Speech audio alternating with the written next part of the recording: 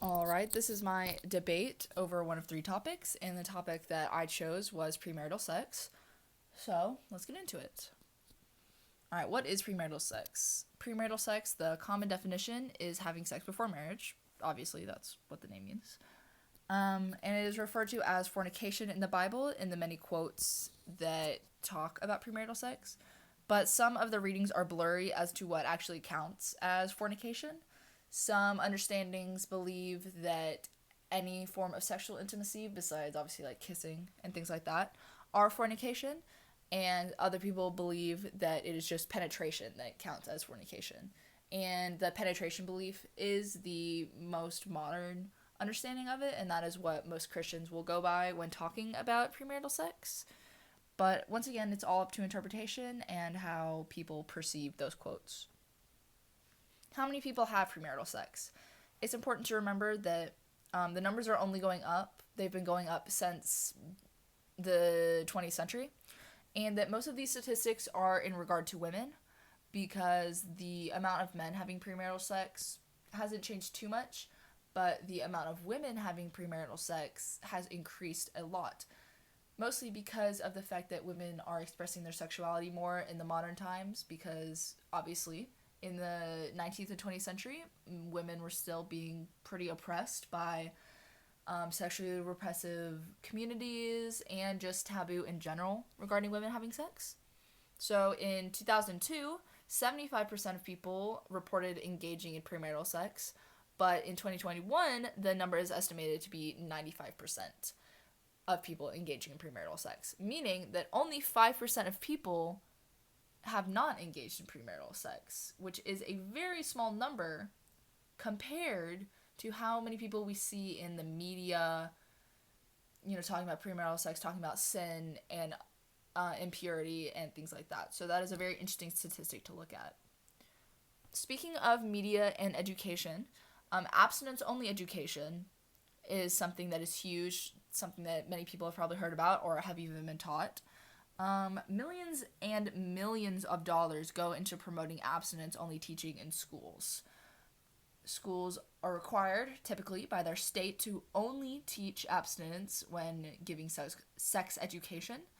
One of the quotes that they are usually required to say or base their education off of is that the best life outcomes are more likely obtained if an individual abstains until marriage.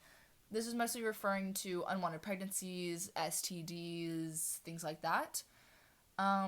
But something interesting is that many states mandate that schools do not teach about contraception outside of marriage, meaning that we all know that teenagers are going to have sex.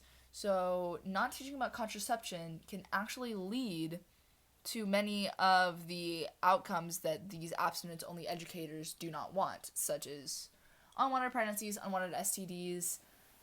That can happen simply because the educators did not teach about contraception outside of marriage.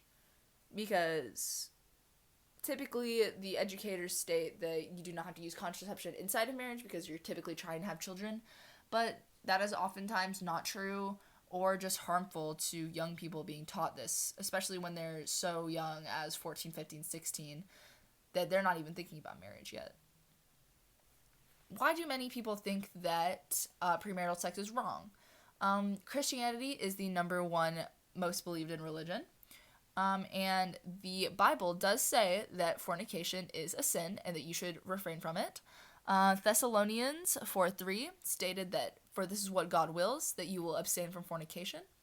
So that is true that the Bible does advise against fornication, but that is also up to interpretation and whoever, however you would like to interpret these quotes is up to you. Another thing is that many people believe that having sex before marriage will cause you to be sexually unclean and impure, which is another stigma just against women in general. The impurity statement usually is talking about women and not men in this case, because in the times where this was most commonly believed, women were seen as sexually impure if they had had sex before marriage. And that just comes from a very repressive time for women, and these beliefs are very outdated, because women are not their husbands anymore. We've definitely moved past that. And the fact that some people do still believe in this is very backwards and going back on how women are treated in our society today. And some people still hold these beliefs, but it is generally out of practice now. But some people will still think this, that having a lot of sex causes you to be impure, which is just simply not the truth. People can do whatever they would like. The benefits of premarital sex is that people with active sex lives actually tend to live longer. Getting a lot of stress out will help you live longer. And then sex releases dopamine and oxytocin, which are the happy chemicals, as we all know. Sex also helps you feel connected to somebody, because whenever you do have sex, it does release these happy chemicals, which make you feel happier when you're around a person, things like that. And sex before marriage can actually help you make sure that you are compatible with your partner, because sex compatibility is a huge thing. Obviously you have like religious compatibility, spiritual compatibility, political compatibility, and personality compatibility, but sex compatibility is very big. And if you do not have that in a relationship, it can often tear a relationship apart, because sex is a huge factor in a relationship, no matter which way you cut it. That's just a fact. Otherwise, we wouldn't have this entire conversation over premarital sex and relationships if it wasn't a big deal. A lot of Christians believe that you shouldn't use sex as something to be taken lightly, because it's like you're bonding with someone, and that's true. But it's okay to bond with many people. It's okay to see your options, and it's okay to explore your sex life.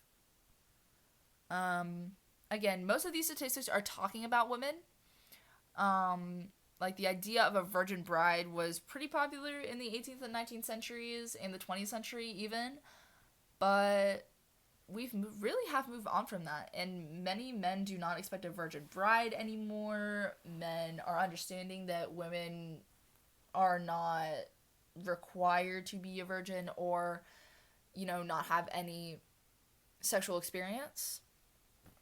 And as the years have progressed, women have definitely begun expressing themselves sexually in a way that we've never seen before, and it's very interesting to see. Alright. To summarize, the taboo of sex should definitely be less widespread. It is very damaging to young people and their idea of sex moving forward in their lives. And then everyone is entitled to their own opinions about sex. I'm not saying that they aren't. But the small 5% of people that actually do not engage in premarital sex should not be dictating what is taught in all the schools around the country or even the world. Sex is very healthy for you, as I've stated before, and it can lead to overall happiness in life with your partner, with whoever you're being romantic with.